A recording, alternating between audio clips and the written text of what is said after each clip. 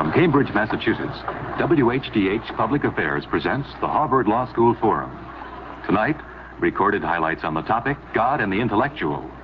Our guest speaker is the Most Reverend Fulton Sheen, Auxiliary Bishop of New York and National Director of the Society for the Propagation of the Faith. The moderator is the Reverend Charles Price, preacher to the university. Now, here's Reverend Price. It's a deep pleasure and honor to welcome to the Harvard Law School Forum and to this community the Most Reverend Fulton Sheen, Auxiliary Bishop of the Roman Catholic Diocese of New York and National Director of the Society for the Propagation of the Faith. To tell you the truth, there are at least two Bishop Sheens to be introduced. One you know very well already and have known him for a long time. We remember him when he was Monsignor Sheen. We remember him as the star of that weekly television program in the early 1950s. We remember those lectures with the rare combination of wit and wisdom. We remember his great gifts of winsome persuasion. And we remember those chalk drawings done with rare artistic talent. One of my favorite Bishop Sheen stories is the story of the heckler who said to him, "Bishop Sheen, what was Jonah doing for 3 days in the belly of the whale?" And Bishop Sheen said, "I don't know. When I get to heaven, I'll ask him." But the heckler was not to be put off and said, "Suppose Jonah didn't get to heaven?" And Bishop Sheen answered, "Then you ask him."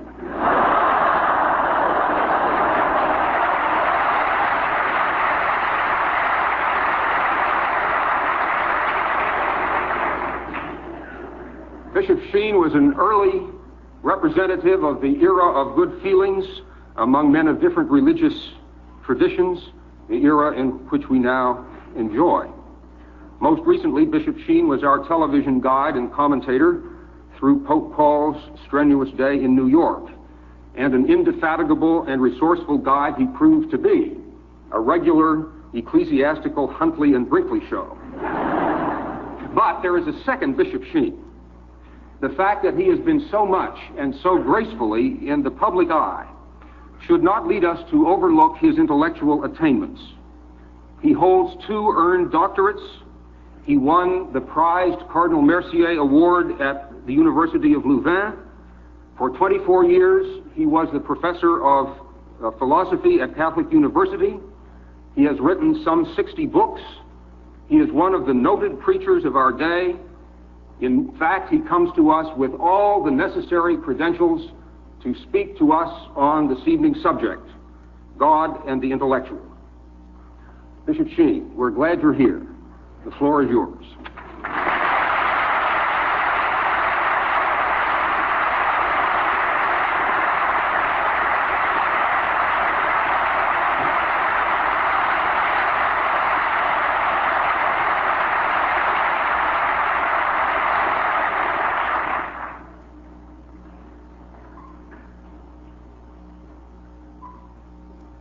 Price, Mr. Doctors, friends. After that nice introduction, I could hardly wait to find out what I'm going to say. When there's an introduction of that kind, I often wonder if I am really the next speaker. I'm somewhat like a judge in Brooklyn who bore the name of Dunn.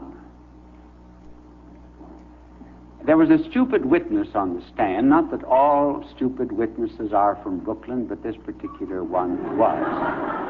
And the prosecuting attorney said to the stupid witness, "Were you at the corner of 4th and Elm the day of the accident?"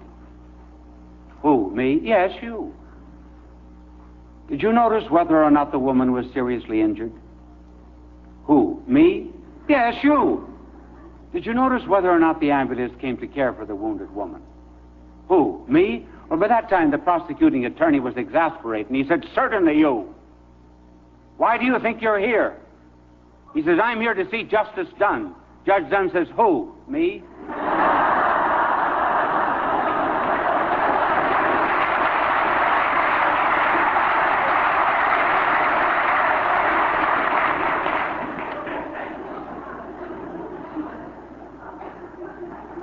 This topic that I'm talking to you about this evening was assigned to me, God and the intellectual.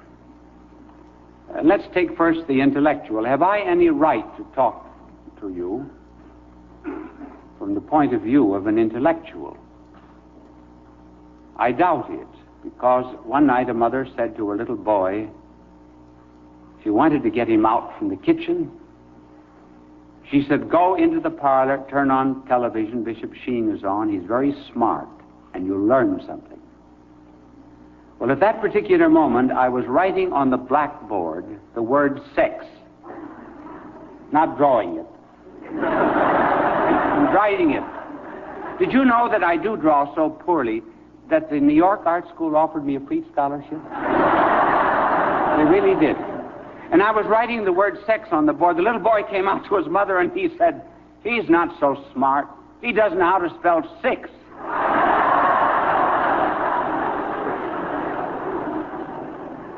Then as for the subject of God, there was a man whose tire went flat on Fifth Avenue and he could not fix it, and he started to curse and blaspheme, and the cop pulled him in, and the judge said to him, would you say that you use the same language as Bishop Sheen uses? Would you say you use the same words? And he says, yes, Judge. He said, I would. But I arranged the words a little different.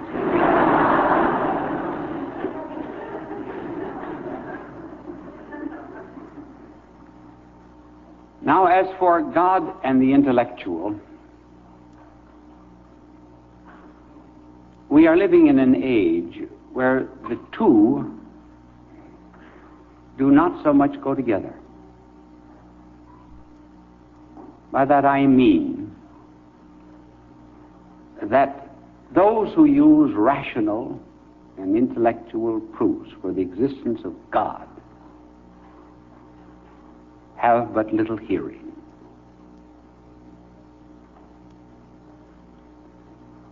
The intellectual approach to God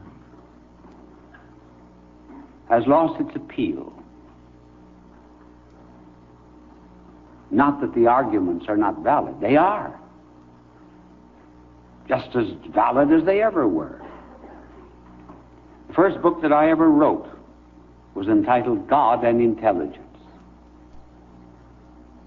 And it was a defense of the intellectual attitude toward God against, well, for example, William James, who believed in religious experience, I bow to the new building, and Hans Weihinger, Henry Bergson with his intuition and the like. Those arguments that were given then and have been given since will still convince truly intellectual men. But the intellectual or rational point of view has also been used by the atheists. As a matter of fact, the communist argument against God is rather a rational argument. And let me review for you how Karl Marx and communism came to their atheism, and you'll see how intellectual was the approach. Let him in, will you? We've just begun.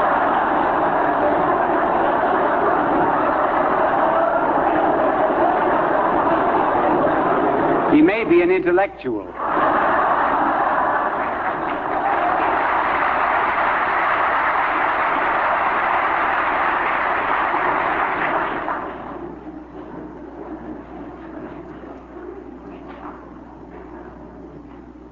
Karl Marx worked for his doctorate degree and received it at the University of Jena.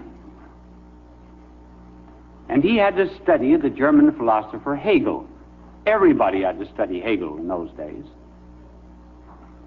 And so he wrote a philosophy that was called dialectical. And you know, Marx's PhD thesis for the university was so intellectual, so dialectical. By dialectical, I mean the second sentence contradicted the first, and the third united the first two. That's dialectics. And he ended it up by saying, I hate all the gods. Well, a few years after he published his doctoral degree, Ludwig Feuerbach wrote a book on materialism. Now here was Marx, up in the air, only concerned about ideals and idealism. And here was Feuerbach coming along saying there's only matter. So Marx said, wouldn't it be a wonderful idea to marry off Hegel and Feuerbach and develop a theory called dialectical materialism? And that's what he did. He had a marriage ceremony. And he united the dialectics of Feuerbach, the dialectics, rather, of Hegel with the materialism of Feuerbach and produced his system. Now, that is very heavy, but the reason I did it is this. In every lecture, in order to convince people you're intellectual, you must always have 2 or 3 minutes in which you talk not very much sense. Otherwise, people will say, I understood everything he said. It's worth the price of admission alone to go home and to say to everybody, I found out what dialectical materialism was. If anybody asks you what is it, don't tell them. Keep it a secret. Marx now went on to argue this way. We must establish a new humanity. There are 2 things that are destroying humanity. One is belief in God or religion. Because when man believes in God, he becomes subservient to a creator. Secondly, man has another slavery. That slavery is brought about by private property. Private property makes a man dependent upon an employer. If, therefore, we are ever to have a new humanity, make man really free, we must get rid of 2 things. We must get rid of God and religion, and we must get rid of property. That is why, in communism, the economic system is inseparable from its atheism. Now, the point that I'm making is this. The intellectual approach has been used both to prove the existence of God and to attack God. Now we come to something new. Atheism is a mood of the present time. It is in the air. It's popular.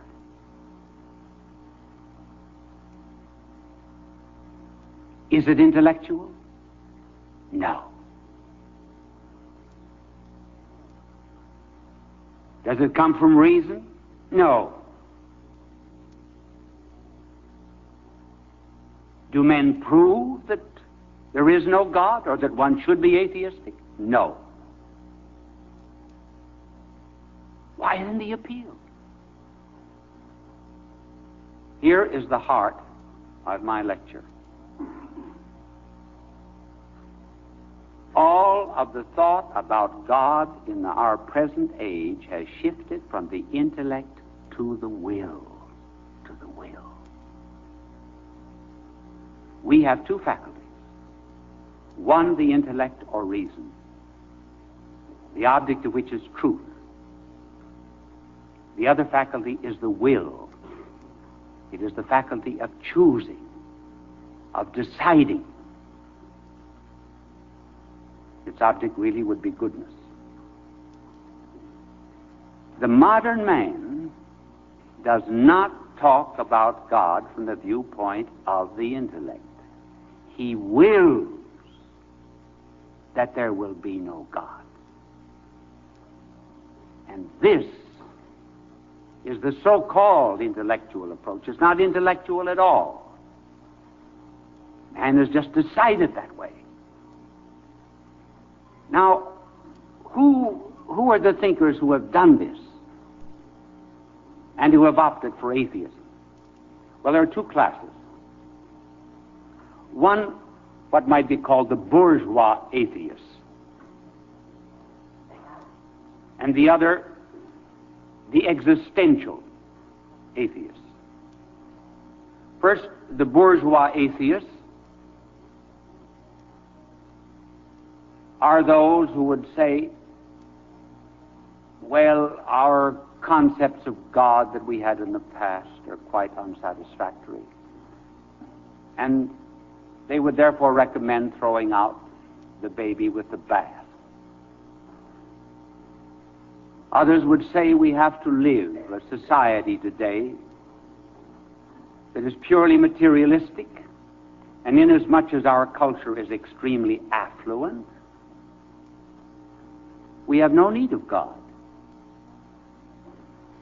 Sometimes the bourgeois atheists are not really so atheistic. What they are complaining about very often is that we are not communicating properly the idea of God to others. And in this there could be some truth. But the bourgeois atheist I'm not going to dwell upon, because simply what they're saying in common language is, look, Ma, I'm blaspheming. But the others, the existential atheists, they are the ones who have made our modern atheistic mood. Beginning with Nietzsche, very few men have influenced the anti-religious world as much as the man who went mad in his anger against God. When Nietzsche was 14, he said, I had a vision of God. A vision of God in his splendor. And then later on, he said, I willed from this moment that there would be no God. And so he wrote Antichrist, and he put all of the words against the existence of God in the mouth of a madman. And Nietzsche, who could play the piano well, and who was a friend of Richard Wagner, one day was seated at his piano playing, and suddenly he lifted the fingers from the keys, and he began pounding the keys with his elbows, shouting, shrieking against the person of Christ, and was a madman until he died. But he willed that there would be no God. One finds somewhat the same thing in another writer who has influenced our atheistic mood, Sartre. Sartre said, I came to a point where I saw that if I was ever to be completely free, there could never be anyone on whom I was dependent. That's the atheism of the will, not of the mind. There's no reasoning there. Camus,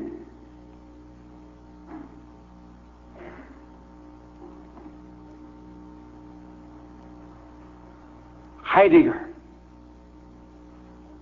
if it could be mathematically proven that there was a God, I would still reject him because he would set a limit to my ego.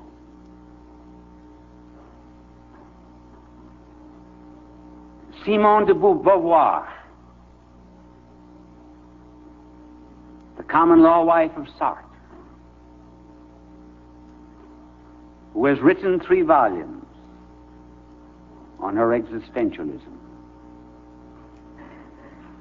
says that I fear death, the fatality of all of my decisions. And she said that when she was 14 years of age, she decided, though she had a religious training, from this point on, I will that there will be no God. And she said, I wept. And she lived her life from that point on, based upon that decision, and in the last volume of her work, she looks back and says, I've been gypped. Dostoevsky, the great Russian novelist, has a character by the name of Kirillov. Kirillov was one of the precursors of modern communistic atheism. And Kirillov says at one point, there's only one way that I can really will the destruction of God, and that is to take my own life. Because, he said, if there is a God outside, he will decide when I die. I will destroy myself not because I want to kill myself, but in order that I may negate him. Now you see that even in this atheism, there is always an invoking of God, and even with the bourgeois atheists, they can't leave God alone. They have to talk about it. That was brought home to me some years ago in London. I did work in a downtown parish in Soho Square, London, and one Sunday morning I was going into the church from the rectory, and hence coming into the church from the rear. And there was a young woman standing up in front of the communion rail haranguing the congregation. And she was saying, I circulate England, Scotland, and Wales with pamphlets denouncing a belief in God. Every night I get up in Hyde Park and talk against the existence of God. There's too much evil in the world, and so on and so forth. But this time I got up to the communion rail and I said, my dear lady, I'm very happy to hear that you're telling the congregation you believe in God. She said, you silly fool, I don't. Well, I said, I understood you to say just the contrary. I said, suppose I went across the street here to Soho Square and every night talked against 20-footed ghosts and 10-legged centaurs. Suppose I circulated England, Scotland, and Wales with pamphlets denouncing a belief in 20-footed ghosts and 10-legged centaurs. What would happen to me? She said, you'd be crazy. They would lock you up. I said, why don't they lock you up? Don't you put God in the same category? She said, yes. Well, I said, then why would I be crazy and not you? She said, I don't know. Why?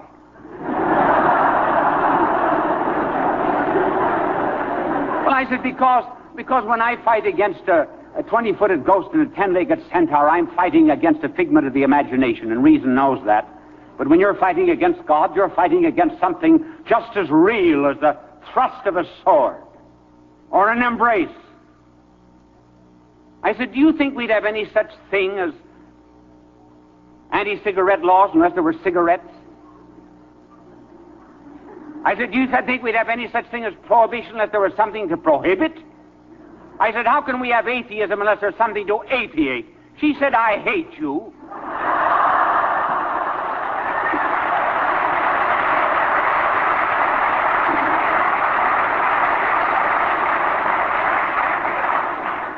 Well, there was something of this in Kirillov, which brings me now to another point.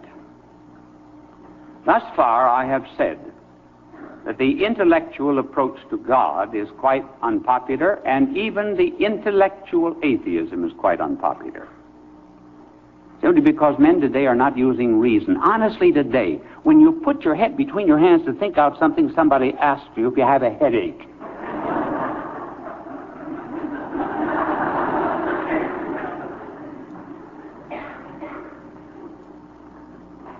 And so that the atheism today is a willed atheism.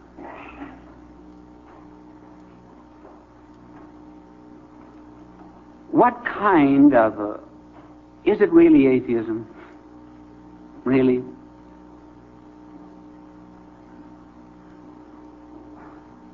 I'm not so sure. I believe that today the world is living not in an age of the presence of God, but in the age of the absence of God.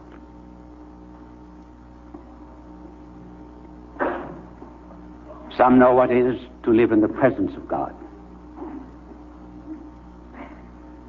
There's a sense of love.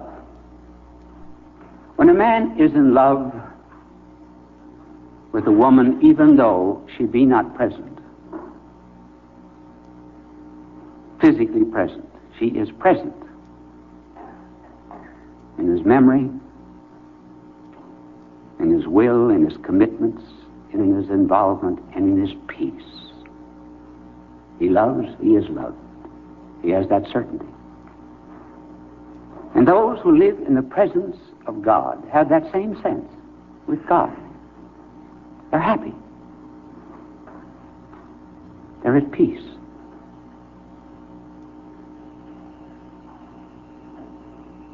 But today,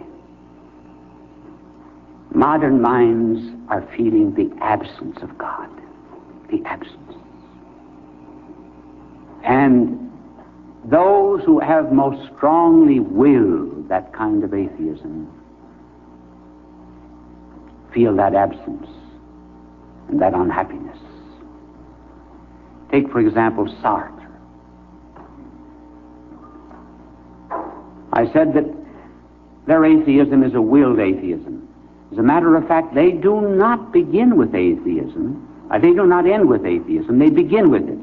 They say, this is where I start. But you study their writings.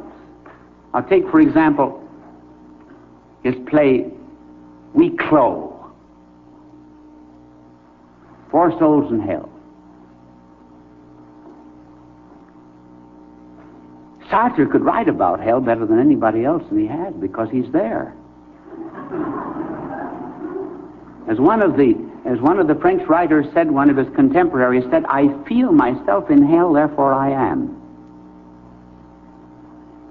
And so Sartre said, each one wanted to talk about his own pains and aches.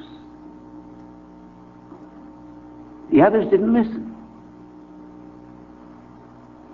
They could hardly wait until it was their turn to talk. And they wanted to talk only about themselves. And when the curtain goes down, the last line is, my neighbor is hell. And as Sartre puts it, why? He sets a limit to my ego. The very fact that you exist, you set a limitation to my being, to my will. See this unhappiness? This absence of God? And in the same description, someone in hell asked for a razor, a toothbrush. What do you want a toothbrush for? See, because according to these existentialists, life has no meaning. Well, if you're going to get a toothbrush, it simply isn't because you want to make a bank deposit. And so one of the other souls reminds him, why do you want a toothbrush? If you want a toothbrush, it has a certain purpose. Then you're beginning to admit a purpose, and you get one purpose after another. Then life isn't meaningless. And then he says, oh, something must be wrong here. Sure, something was wrong. Life wasn't quite that meaningless. Take the play of Camus.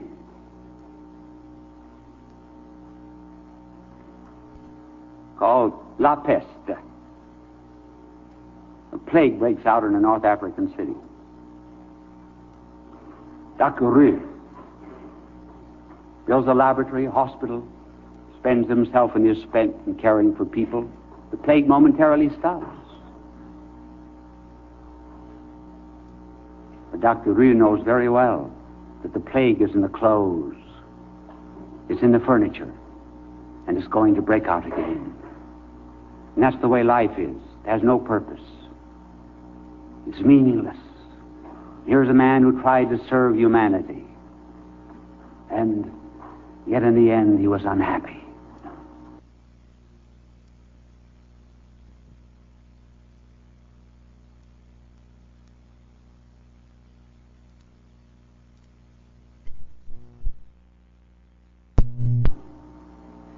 Have all admitted an inner unhappiness and want of peace. All of them. And this is what the mood our world is in today. It's almost like describing the death of Christ, and he descended into hell, rose again to heaven, so that our age is really going down, feeling of want and emptiness and anxiety, a fear, a dread that can be a creative despair, really creative. And when one thinks of it in our Western world, and we would feel it less because we're affluent, but when one thinks of it in our Western world, one wonders maybe if Russia will not come to a quicker understanding of it than we will. When one reads the writings of what were called the Slavophiles, the Russian writers of the 19th century, Khmyakov, Leontiev, Soloviev, all of them say that Russia would one day be possessed by an evil spirit. Dostoevsky went so far as to say that, to describe communism as if it were at his very door, simply because he saw evil at its worst when he was down in Siberia in this prison. And then, at the end, after describing all of this, he said, let me have the Gospel of Luke.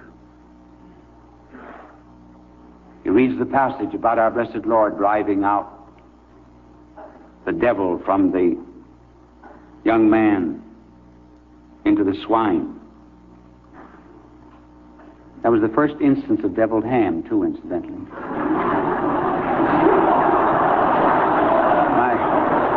I couldn't help it. It just...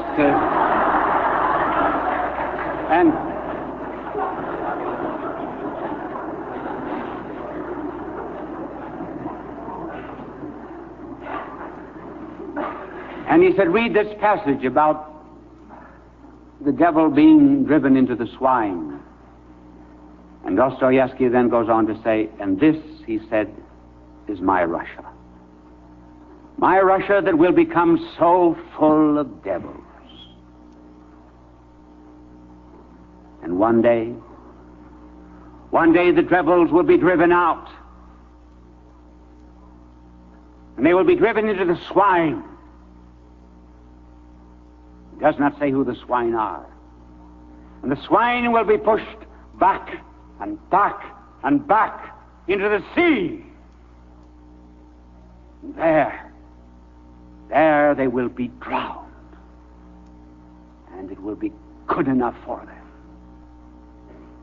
And Russia will sit at the feet of Christ and learn his gospel. Could it be that the dream of these Slavophiles of the 19th century will one day come true? Or will this absence of God that we feel, this aching void, drive us back again to Him? We know not what turn the world is to take.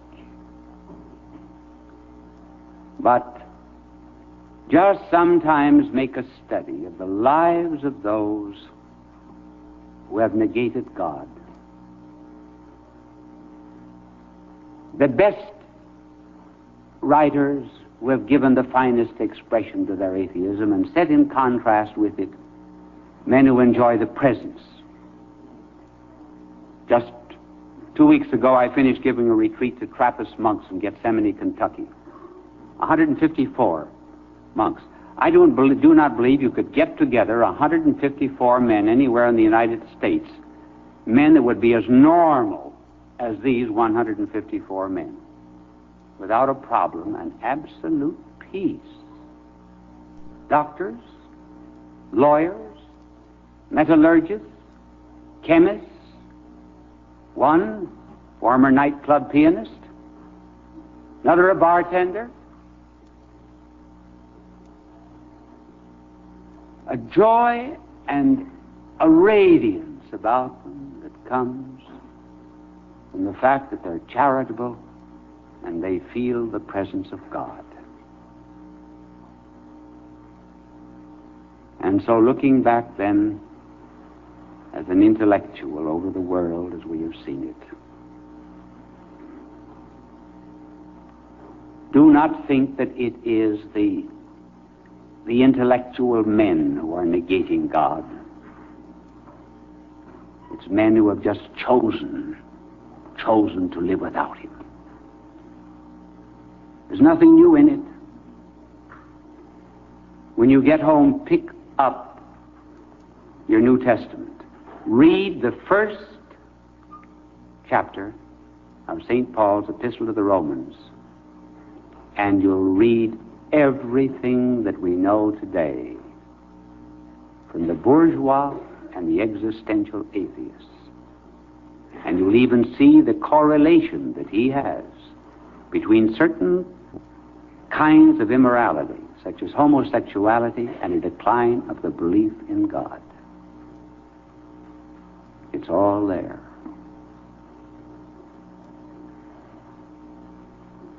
Therefore, I'm not despairing, because we can do nothing with those who will to negate God in order to be free. Free as they call it. Pascal said, we would not be looking for God if we had not already found Him. Augustine, everyone knows his words, our hearts were made for Thee, and they are restless until they rest in Thee. Kierkegaard, great Danish thinker, says it takes eternity to make a man despair. Why is it pigs don't have complexes? Did you ever hear of a rooster with an Oedipus complex?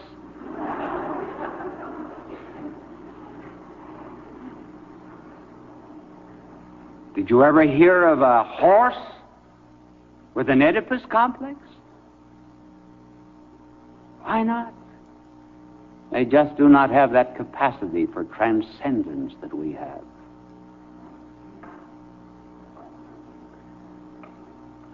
There was a classmate of mine when I was studying in Europe who told me that when he was 7 years old, he and another boy about his own age went out into the woods, and they thought they'd be men, and they made a little game among themselves to see who could think up the most curse words and the worst. And so they started with darn. And they worked up, and finally they were out-and-out atheists. and laughing and having a great time. Then he said they suddenly discovered that they were lost in the woods. And he said the two of them got down on their knees and prayed to the good Lord to get them out. Well, something like that could happen to our civilization, that for the moment wills him not, but feels empty. Because we live in an age that is catastrophic and a bit apocalyptic. The close of the last century, two great scientists of that time, Claude Bernard and Émile Boutroux, visited the French publisher Goncourt. And they said to Goncourt, "We have just begun to lisp the alphabet of destruction. And in the next century we shall have completed the alphabet.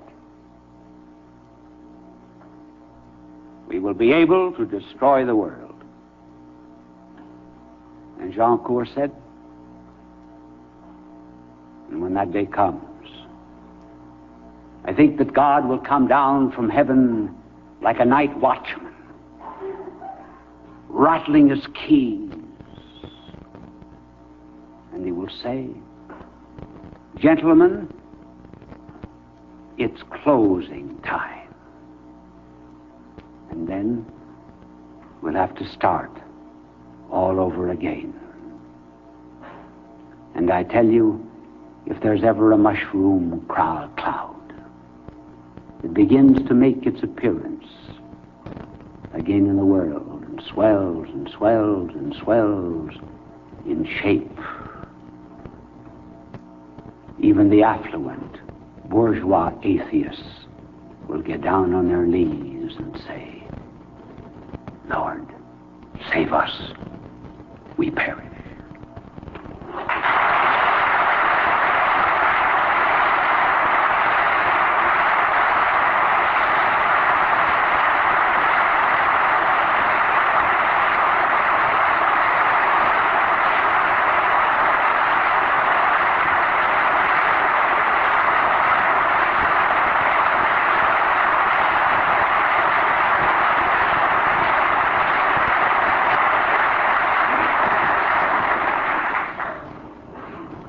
I know that many of you will have questions that you would like to address to Bishop Sheen. Is there a first person who would like to? Sir. You've told us that our emotional faculties tell us that there is a God because we appeal to him when we're in trouble. Can you tell us any intellectual reason for believing that the fact that we do appeal to him proves to us that he does exist?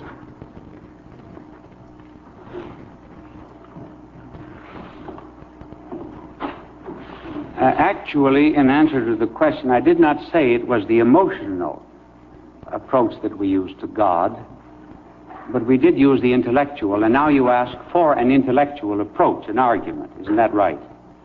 For God. Justification for saying that because we appeal to God, not intellectually, but in some way, that we, like the woman in the park who did say that, you told her because she was calling that God, because she was saying that he doesn't exist. He must exist. Now, can you tell me why this has to be so? Because it does appeal to him, or tries to negate him, he has to exist. If I understand your question, you are asking for some kind of an approach, aren't you, to God? The proof of the statement that because we appeal to him, because the lady does say that it does not exist, proof that that means that he must exist. Proof that he must exist because she appeals to him, because she says that he does not exist. Why does the denial of God in the case of the woman to whom you spoke in church imply his existence? I think that's the question. Oh, yes.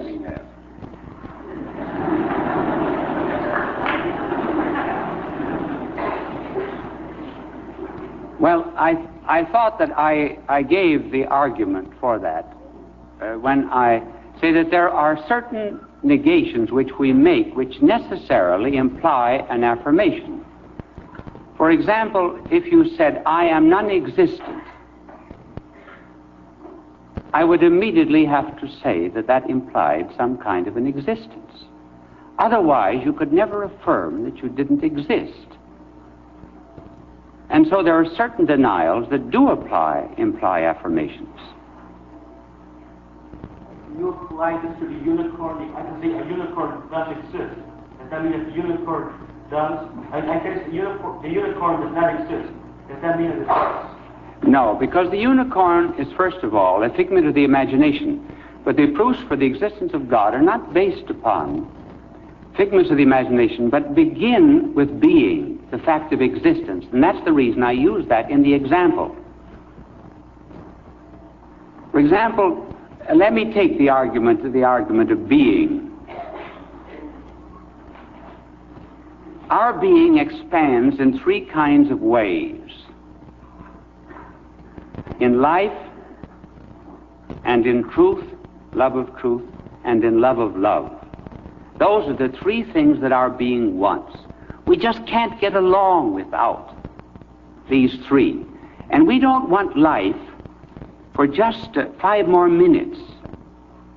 We want it to go on. We want truth, and not just the truths of geography to the exclusion of the truths of science. We want to know all truth. And finally, we want love, and a love without satiety and a hate. Now we find that this existence of ours, that wants life and truth and love, is mixed up with a lot of imperfection and almost non-existence. For example, life is mixed up with death. Truth is mixed up with error. Love is mixed up with hate. Well, as a rational being, I must ask myself, where did I get these fractions? If I have part of them, there ought to be a whole somewhere. It's very much like looking for light. Where's the source of light that is in this room? It's not under the table, because their light is mingled with shadow. It's not under the stage, because their light is mingled with darkness. And so my reason says, if I'm to find the source of my being, of the life and the truth and the love, which I have and which I want, it must be in a life that is not mingled with the shadow death. It must be in a truth that is not mingled with the shadow error. It must be in a love that is not mingled with the shadow satiety. It must be something that's pure life, pure truth, pure love, and that's the definition of God. And that is how an affirmation of life implies perfect life, an affirmation of truth implies a truth, and an affirmation of love implies that the love that we have in this earth is simply a spark that is caught from the flame of love, which is God.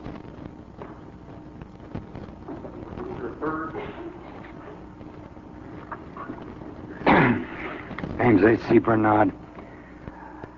The late, great Dr. Houghton of Harvard, the anthropologist, I believe I'm quoting correctly, he described man as a species, generically, as an animal organism which has evolved through the impact of shifting environments upon a variable hereditary endowment. Can you add to that from your sphere? That's all.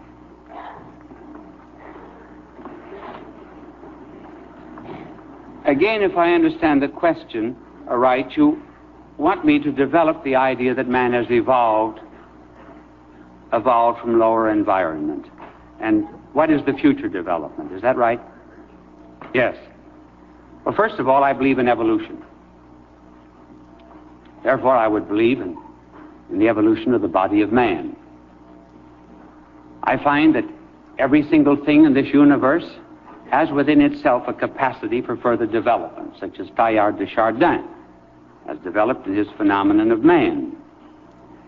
That there is a growth in complexity. Matter becomes more and more complex. Maybe out of it evolves life, and out of life there evolved some kind of sentiency. Now, the body of man has in some way developed too, and from some lower organisms. Which particular animal we do not know for certain, but I, for one, would subscribe totally to the view that the body of man was evolved from a lower animal. I would, however, say that there's something in man that did not evolve from him, and that is his intellect and his will. Because there are two things that you find in man which completely differentiates him from the animal kingdom. One is art and the other is laughter. One is art. I shouldn't be talking about art, but it is a good example. One is art. You never find, for example, a horse drawing a picture badly and a monkey beginning to draw it better. You just don't find any such thing as art until you come to someone who has the ability to project the ideal through the real. And that implies, therefore, something that is not in the lower animal kingdom. The other would be laughter. No animal laughs. The hyena has its mouth open. The horse never gives a horse laugh. Now, what is this mysterious quality in man which differentiates him even in the light of evolution? Now, I have to think of something that will you laugh if I tell you something? You've got to laugh, otherwise I can't go on with my argument. Suppose, oh yes, a little girl was asked by a neighbor lady, "What are you going to do when you get as big as your mother?" She said, "Diet." Well, now, thanks. That saves my argument. Now, think of what goes on in the human mind when one uses the word big. Big is here used in a double sense. It is used in the sense of age and mental development, and it is also used in the physical sense of size. So that a human mind has got to be able to interpenetrate these two ideas. In every pun, two ideas are held together. I can't put this glass inside of this pitcher. I mean, mingle the two so they're one, because they're material. So that if we are to put two ideas together at once to form a pun, we have to have some spirituality. That is why laughter might be defined as the unexpected. This isn't a funny definition. The unexpected juxtaposition of two ideas, such as the two ideas that I gave. So in answer to your question, I totally subscribe to the evolution of the organism of man, but when I come, however, to the intellect of man, I then say this must have come from somewhere else and not from the lower organism. Now, Teilhard de Chardin goes much farther than this in his evolution. Teilhard de Chardin holds that as the whole evolutionary process becomes more and more complex,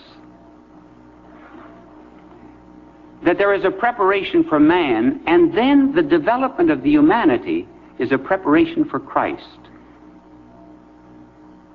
And then he goes on completely to the spiritual order, and it is very interesting that the preface to that particular book was written by the eminent scientist Huxley. The most spiritual use of a pun I've ever heard.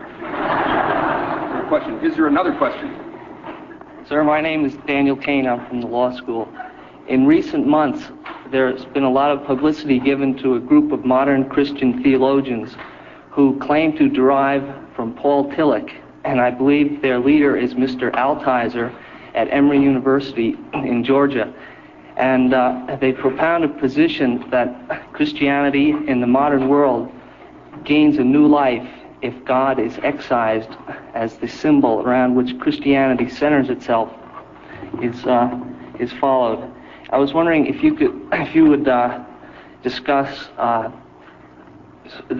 your evaluation of their position in light of your analysis of atheists as bourgeois and existential, and how you would categorize them.